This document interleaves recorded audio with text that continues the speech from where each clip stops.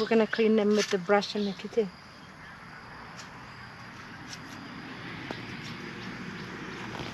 Can you smell them? Smell it? Sweet smell. We have a Thai ginger galangal, which is dig from the ground. This is very important for our chicken coconut milk soup. The best soup, fresh coconut milk and fresh ginger.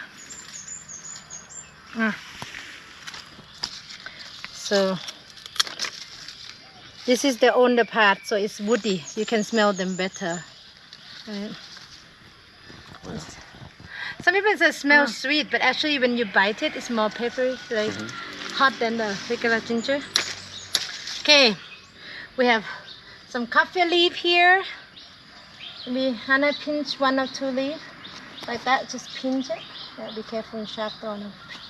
Yeah. We put the ginger here.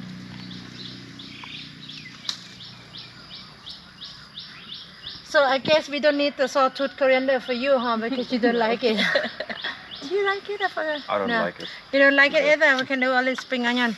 We have a Thai basil, eggplant, pandan leaf, thyme, lemongrass. You pinch it and smell. Holy basil.